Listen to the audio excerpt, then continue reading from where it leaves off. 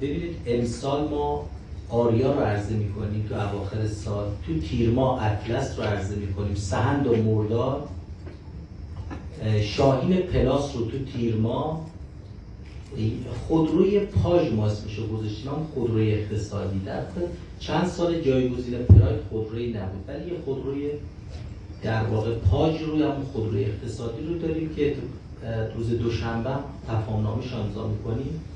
این امیدواریم که نمونه اولیش رو تو اسفند بتونیم ساخته شده تحویل شما عزیزان بدیم.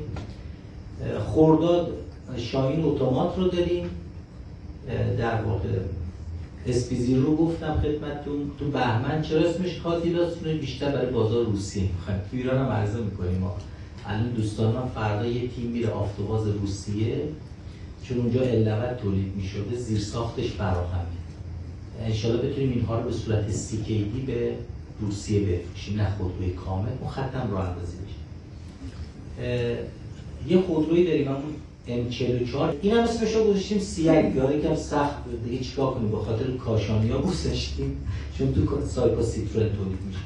این سبد تو تجاریامون هم که در واقع ون هامون رو داریم، اتوبوس و مینیبوس و اونها هم که داریم دیگه، توضیحاتشو دادم. من فکر کنم امسال رو عرضه محصول خوبه، فقط کم باید مراقبت بکنیم در واقع که کیفیتش به قدری خوب باشه.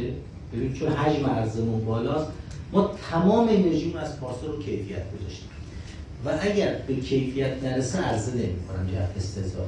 حتما هم باید خودرو رو خودم سوار شم، چون من شاهین پارسال روزی که اومدم شاهین سوار شدم و خیلی ایراد در اومد، اطلس در اومده سوار شدم، انصافا من ایرادی نمیبینم، نه تو شیشه بالا، و همون ایراده که تو خودروهای قبل، چون گفتم بهترین سازنده بهترین کیفیت.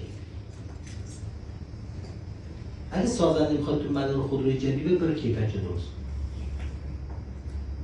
نشه، حتی حاضرم تک سورس بشم ولی حاضر نیستم از سازنده بی کیفیت بخرم.